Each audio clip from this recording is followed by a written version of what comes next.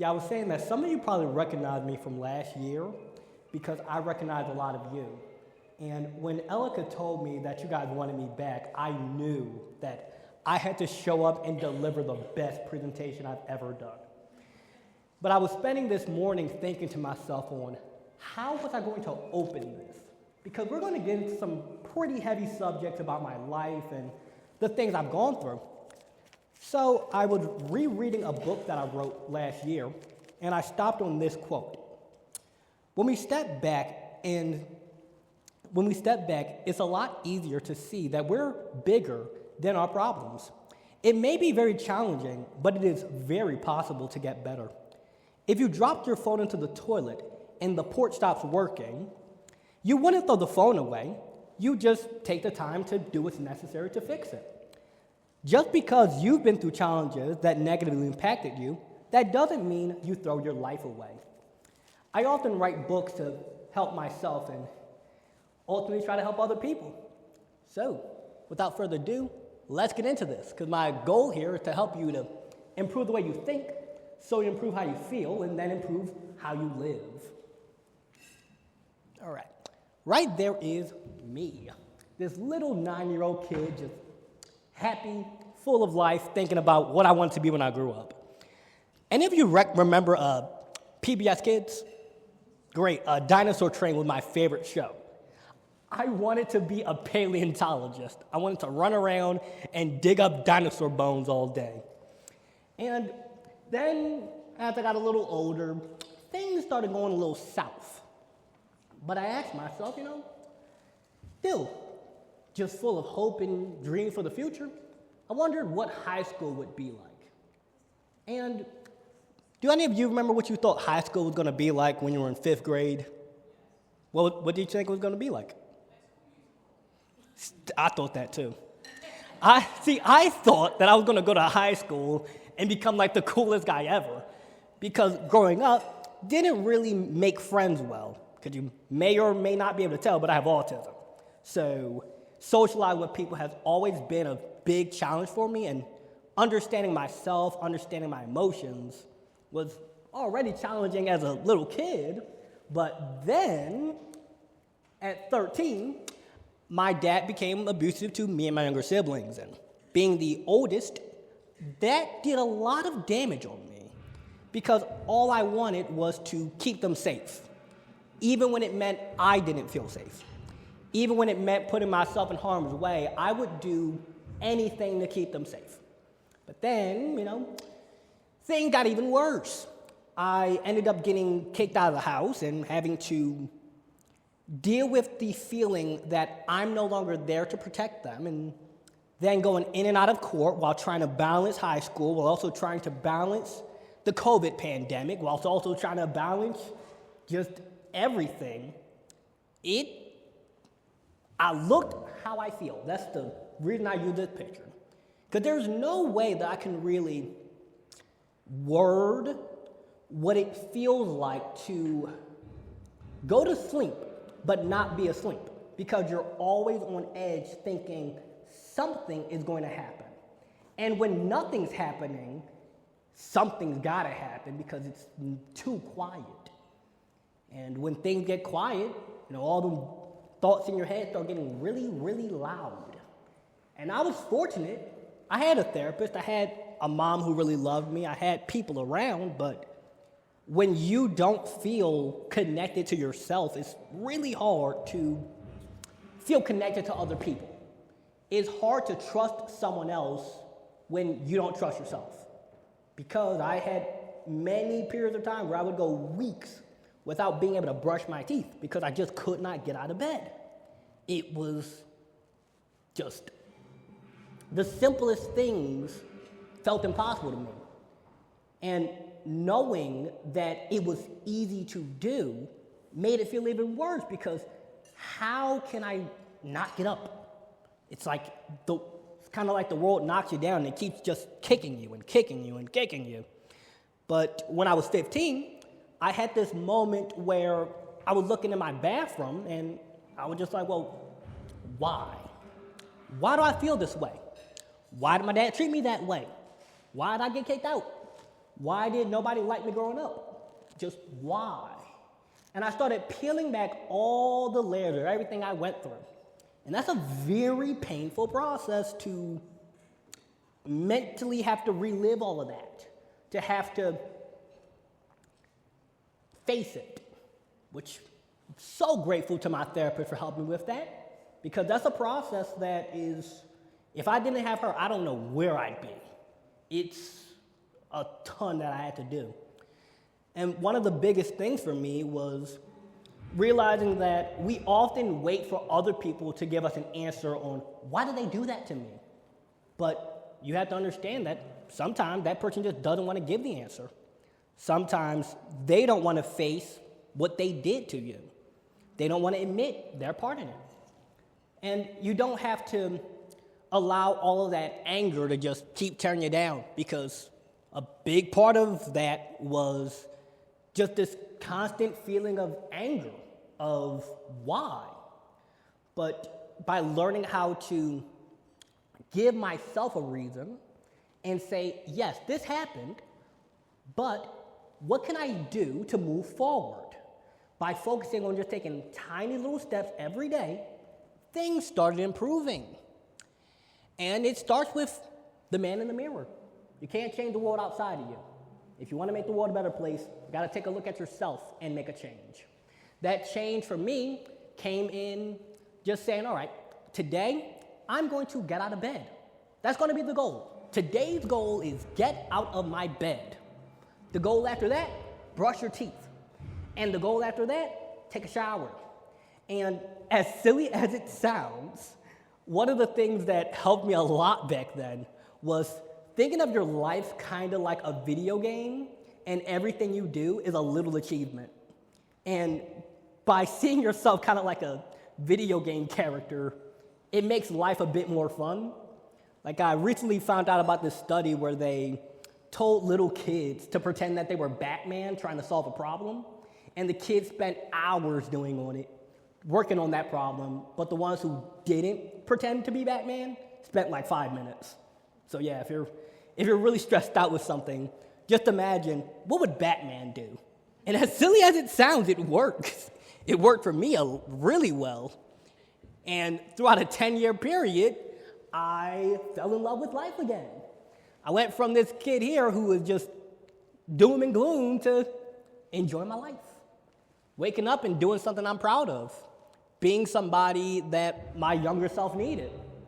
Being the person who could show it's possible. Because I'm nothing extreme. I'm just a guy who happened to decide he wants to start talking about his life and realizing that talking about it does make it better. It really does.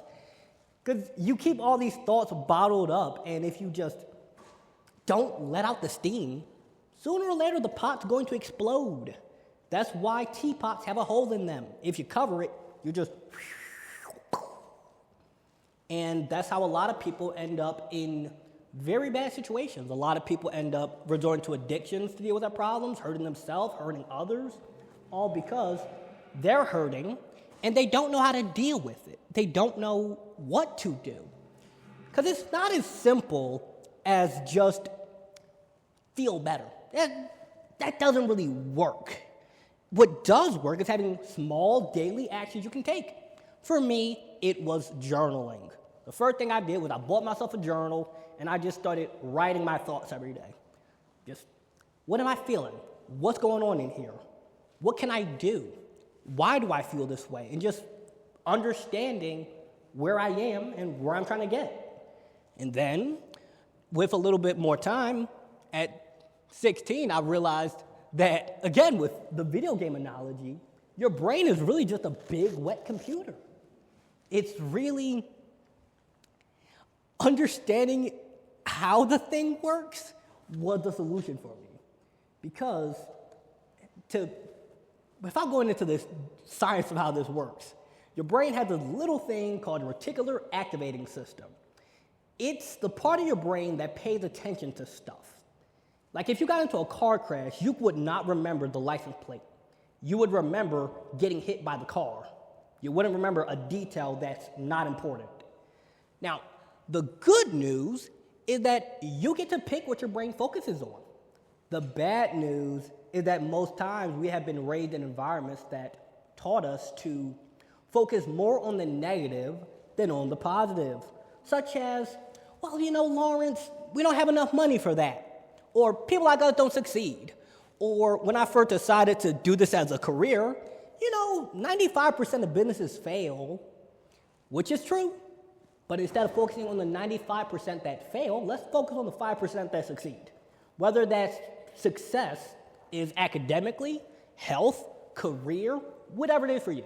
There are people who succeeded. So that means it's possible. And because it's possible for someone else, that means it's also possible for you. Because the world was built by people who were people. They were just people. The planes, the trains, the microphones, all of this was just built by people. And you're a person. So the same brain that they got is the same one you got. You just got to realize that you can. Now, this came when I was, it was September 1st, 2022. And at this point in my life, I didn't have it all figured out. Not whatsoever. But I knew something. I knew how to get from point A to point A and a half. I wasn't at B. I was still dealing with a lot. I was still panicking all the time. I was scared of giving speeches in front of people. I was dealing with a lot even back then. But once I started to see real significant progress in myself, I'm waking up and I actually look at the sun. Even though at this time, life was still really chaotic, I was going in and out of court hearings and stuff, I was still waking up and seeing wow, the sun's shining today. I'm not blind. I have all 10 fingers. I started finding these really little things to be grateful for. And because I was journaling, I could read back. I went from this to this. So then I started making YouTube videos trying to help other people with what they were dealing with. Just click on that and stop it at 1 minute in.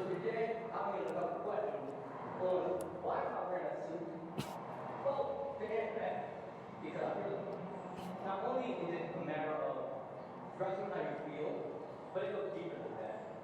It's being unapologetically yourself.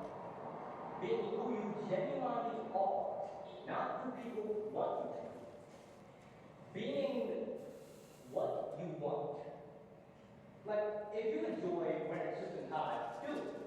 Who's going to stop you? But you might be thinking, what if this person does this, or what if they get that video, what if this, or what if that? Well, what if you end up living a life where you just do everything for other people, doing it for their validation, wanting people to see you a certain way, rather than seeing yourself how you should be seeing yourself? And that I feel real deep. Yep, you can pause it right there. Thank you. And I have indeed spent the last 4 years going very deep into that, into figuring out, who am I in this big world around me and what the impact I want to make. So much so that, we got it working again? Okay, just pop on back. So much so that when I graduated high school, my award was most talkative because I would be in class talking about this sort of stuff. Not about the stuff I've been through, but on how I realized that journaling literally rewires how your brain sees the world. It's whatever you focus on, you're going to see more of that. And by changing what we focus on and changing what we repeatedly think about, we start to make little changes in how we feel, and those changes in how we feel change how we live, and that changes our experience of life. And I'm going to break this down right here. Because like I said earlier, I'm not anything special. We can look throughout history, we can look throughout the world and see so many people who you see them today and you're like, how in the world did they get there? But we don't know what they went through. But because they shared their story, we can kind of see ourselves in them and see, wait, I relate to that. And if they could do it and they went through what I did, then I could get where they are. This woman here is Oprah Winfrey. Some of you may remember her as the lady who was handing out cars to her entire studio audience. But little do people know that she was the first self-made black billionaire at 32. And they're like, wow, that's incredible. But before that, when she was 17, she got a job working at a radio station just doing the news. But before that, she ran away at 13 years old from home because she lived in a really abusive home environment. And she also had a miscarriage when she was 15. And then she grew up in such severe poverty that she had to wear a potato sack as clothing. So, the moral of that story there is, despite economic challenges, it is possible. Now, then, I highly doubt many of you know who this guy is, but your history teacher really should have told you about him. His name is Viktor Frankl. He was a psychiatrist and he was born in, I believe, the 30s or so. Now, the interesting thing about him was that he was a survivor of the Holocaust. And he wrote a book called Man's Search for Meaning. And in this book, because I read it when I was like 14, and my favorite quote from there goes a little something like this. You can strip all things from a man except his hope for a better future, and he will find a way. There was another quote in that book that said, anyone with a strong enough why can bear any how. And that's a really strong time he went through, the whole Holocaust. It don't really get any worse than that. Mike Tyson, we know him as this professional boxer. He's the most vicious, ruthless ever. He bit a guy's ear off in the middle of a match. Funny story, after he bit his ear off, a few years later, they became best friends. But very few people know that he grew up and his father abandoned them when he was a baby, and his mom was a drug addict, and he didn't have any mentorship or guidance. So naturally, he had a very deep aggression towards people around him because he didn't trust anybody. Kind of hard to trust people when your mom and your dad are both not around. And he once said in an interview that, I'm not aggressive, I'm just so afraid, so I hurt people. That's an example of what happens when we don't learn how to deal with our emotions in a healthy way. Now, for him, boxing was actually a pretty healthy way. It led him to be a multimillionaire. But deep down, he wasn't a bad person. He wasn't aggressive. He was just afraid. And a lot of times we look at people or experiences we've had, or including myself, and we are reacting based on a fear that we have, but we don't even want to react that way. We just don't know how to deal with the emotion. Now, then again, you obviously know who that is, Mr. Beast. Prior to becoming the most subscribed channel on YouTube, or at least one of them, he had been doing this for 10 years. And he didn't grow up in like Oprah Winfrey level poverties, but during the time when he decided, hey, I'm gonna go all in on this, he had to drop out of college, and his parents said, yeah, don't come back, because we just funded your way through college and you're gonna throw it to the side. So he spent about 3 years living off of $2 every day. I don't even know how you make that budget work. But regardless, through insane consistency, he managed to make it work all for him. And lastly, another person that your history teacher really should have told you about, but most likely didn't, at least based on the school I went to. You have Malala Yousafzai. Yeah, I believe I pronounced that properly. Now, Malala was born in Pakistan, and over there, the Taliban, which is like a military kind of group, I'm not really well aware of the politics of it, but long story short, when she was a little kid, her dad really wanted her to, get a good education. She was inspired because he was a professor. So naturally, she said, I'm going to go to school and I'm going to be a professor just like my dad. However, the Taliban was not a big fan of her getting an education.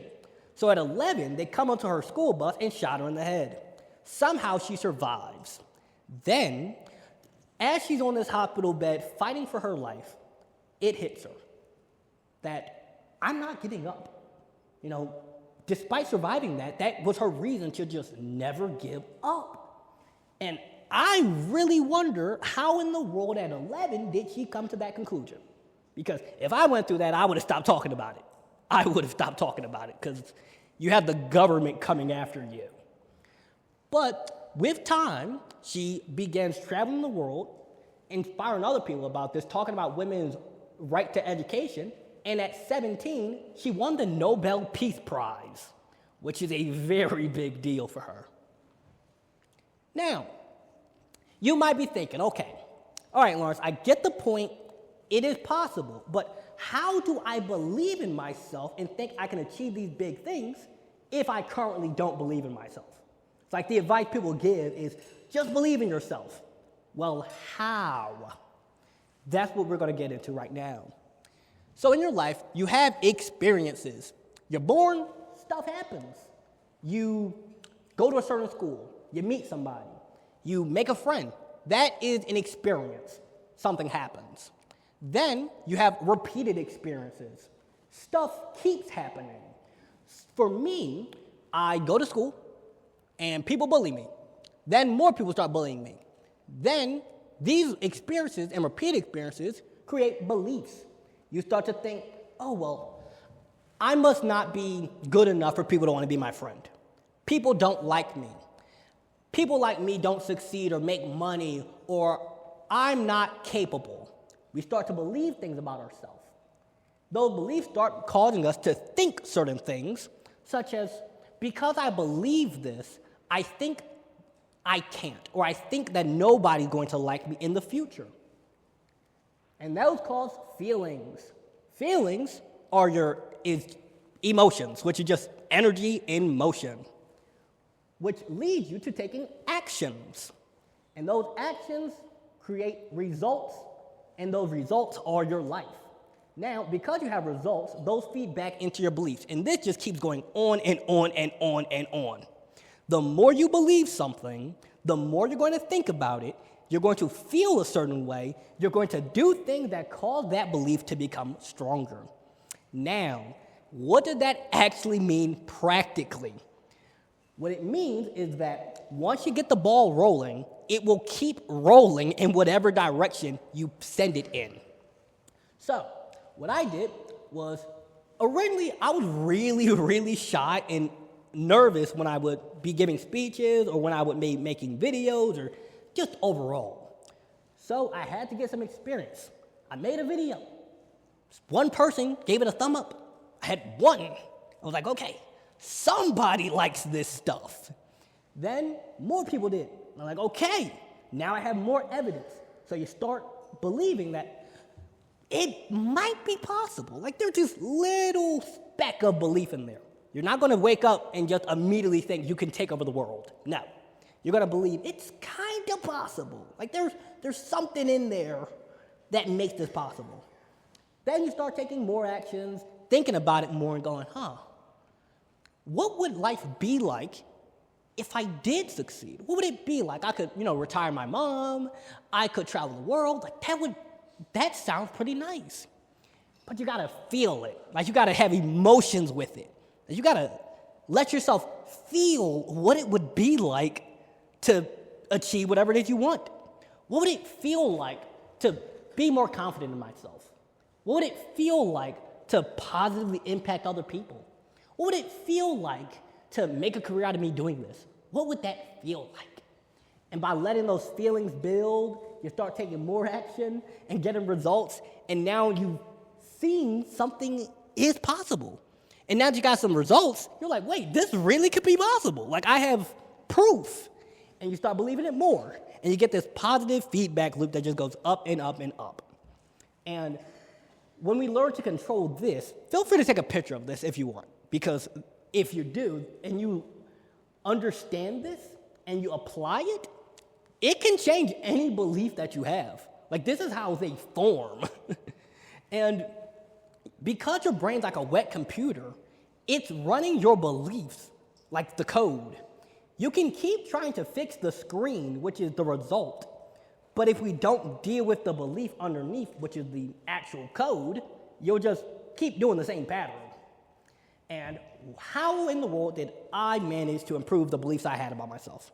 Because I used to genuinely believe that nobody loved me.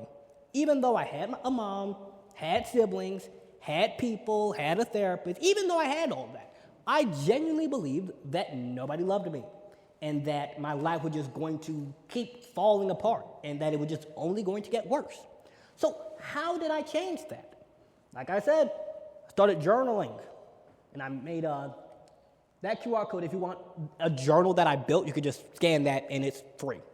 And by journaling, you not only get to understand yourself better, but you also get to realize that it's a little daily habit. Like you take this small, little, consistent action, and over time, it builds up, and it builds up. And by understanding yourself, you figure out, where am I? Where do I want to go? And what do I need to do to get there? What action do I need to take? What do I need to believe to make it happen? How can I make this happen? Like, what would my life be like if I made it happen? And you paint a picture in your head so clear that it's kind of like your life becomes a movie and you get to just enjoy the ride. Even on the most hard, difficult days of my life, I would just write out how I'm feeling and what's going on. And I started to see that, yeah, this might be painful right now. It might be. But the worst day of my life is only 24 hours. In 25 hours, it'll be another day. And then it'll be another day. And you just, cliche as it sounds, you take it one day at a time. And you just live, you enjoy the ride, and you say, okay, there are bumps in the road. Life is not going to be a smooth, straight line. Whether it is grades, whether it is health, anything. Even for me, when I started doing public speaking, I had times where I would be on stage genuinely sweating, shaking, terrified. It was bumpy.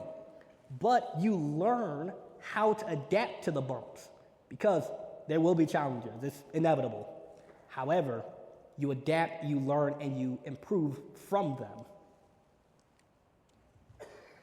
And in order to do that, you got to first figure out, well, what do I want? Like, what am I trying to improve at? Like, am I trying to become more confident? Am I trying to believe in myself more? Like, what do I want? And you take a small little action that shows you're improving. Because when I explained this, I was explaining this a few weeks ago to a different school. And they told me, like a lot of the students were saying, well, okay, so if I just wake up tomorrow and start saying I'm rich, does that mean I'm going to have money in my bank account? Like, no, that's not how it works. This isn't fairy science. I don't got fairy dust. What I have is how to start naturally taking these actions and make it easier to do the thing that gets you the thing that you want. You got to take a small little action every day that shows you're improving. So instead of saying, hey, I'm a millionaire, even though your bank account's in the red, which, I kid you not, I used to say that. I used to say, like, I have a bunch of money when I was in debt. It was, the bank was calling. You take a small little action that shows you're getting better. So it might be studying. I'm getting better at it. I might not have gone from an F to an A, but I'm getting better. I did something that is proof that I am improving. And you got to create emotions. Like I said, those emotions are the key. Because when you feel happy, it's a lot easier to keep doing stuff that makes you happy. But on the other side, when people are really angry, they start finding more things to be angry about. It's called confirmation bias. You like to prove yourself right about whatever you believe is true, even if the thing you're proving yourself right about is something that you don't want. Like I have a friend who used to often say that it's hard to make money. And I would say, well, really, is it? And they would say, yeah, because this reason, that reason, they would find evidence. But then you have other people, such as Oprah Winfrey, who grew up wearing potato sacks. And she said, I can find a way. And then she did. And it wasn't an overnight thing that happens. It's little small actions, little small thoughts that build up and start to allow you to see new possibilities. And those emotions cause you to want to take action towards it. It's like that the energy inside of you wants to do something. And that now, because you're taking actions, you have emotions, a new belief starts to form, and the old ones start to get smaller. It's like if you believed that it was impossible to, let's say, build a rocket ship. I'm going to use a really crazy example. I don't know rocket science. I could never do that. Well, I mean, if you went to college and started studying aerodynamics, you'd be like, I mean, I could probably figure out how to get something off the ground.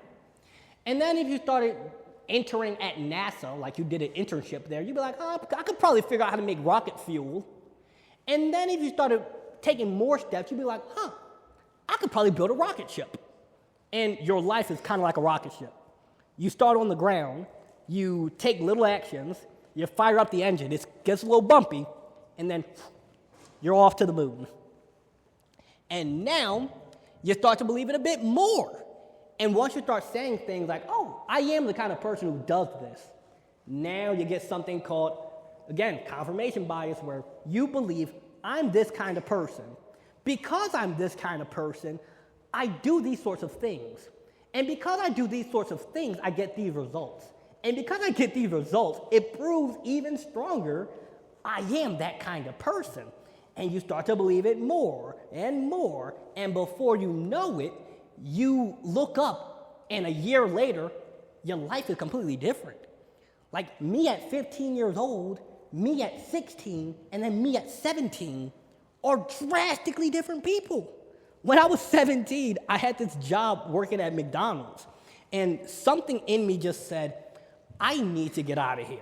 Like, I got sick and tired of grease burning my hands and customers screaming at me over the speakers. I was tired of it.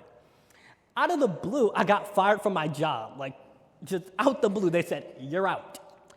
I ended up working this job in New Jersey selling solar panels.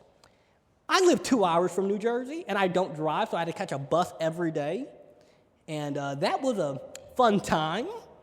I had the cops called on me a bunch because technically, knocking on people's doors and trying to sell them stuff is a crime. Technically. And they weren't just sending like a little cop car. No, I knocked on this one guy's door, and he comes out screaming with his phone calling the cops on me. And it was 4 big black SUVs that came around the corner on me. I'm like, I don't know what he said, but they did a little too much. The good thing, though, about that job was it built extreme rejection tolerance. Like, I have had doors slammed in my face, cops called on me, dogs have bitten my legs, and I had to get checked for rabies. I've been outside in 100-degree weather. I've been outside in thunderstorms. And one way or another, I was going to sell them panels. Like, you're getting these things on your house one way or another. But the best part of that experience was realizing that, wait, I can. Like, I could really do more than I thought was possible. Because 15-year-old Lawrence, he would have never dreamed that he'd end up in the middle of a whole different state doing door-to-door sales. I have met so many people throughout my life who have helped me, because it wasn't just me. I've had so many mentors that came along on the path, because when people see you winning, it's like winners want to see other winners win. I have met people who have flown me out across the country to speak on like shows and stuff, and I stayed at their house. I've been able to really do something I love and help other people to realize that regardless of what you've been through, your life matters, regardless. And it's challenging sometimes, even today. Even today, as I'm standing here, sometimes I get a little in my head and think like, am I just rambling? Like, do I sound crazy to these people? But you just learn to love the journey, even if the journey's hard. On the other side of all the hard things we don't want to do is the life we enjoy. When I sat down sending hundreds of emails every day, I did not like that. It was very, very boring. When I had to take an honest look at myself and how I was playing a part and keep myself stuck, I did not want to do that. But it was necessary. And on all the other side of all the very painful things was the life I have now. And to close things out, I'm going to share a little video I made 2 weeks ago about just being patient. You know, the stuff I've shared with you today, if you apply this, it will eventually work. However, not in a day, not in a week. Give it at least a month. And at the end of that month, your life will be different. At least you're going to feel very different. You're going to feel a lot better. You're going to feel like, wait, I could really achieve that goal. Like, I could really make it happen. With that said, let's close this out with this video. If you want to achieve those goals you say you do, if you want to get those big results, you have to be patient.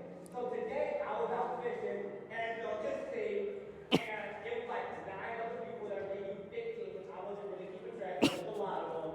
And, they say, I'm not catching nothing. And then they start leaving. And then a couple of you, they start leaving. Then a couple of you, they start leaving. But y'all know, Lord, I'm patient. I'm going to be here with something. So I stick through. Couple hours go by. Nothing. Couple hours go by. Nothing. Couple hours go by. Boom! Big fish. And it's like, we all want that big fish. We want that big result. We want that girlfriend. We want that boyfriend. We want that big job. We want that. We want to go to college. We want to be a doctor. But are you willing to put the time in? Because you can get that little fish right now. You can get that little fish easy, but that big fish gonna take time. This ain't no TikTok. It's a movie. You gotta live your life like it's a movie. And that was the fishing question. Yeah, like that's just how I am. Even when I was in high school, that's why they voted me most talkative. I'm like that all the time. Yeah, so with that said, go out there, take action, get experience, and make it happen. You don't have to believe in yourself to start. You have to start, get experience, then you'll start believing in yourself, and then your life starts changing. All right. Where is...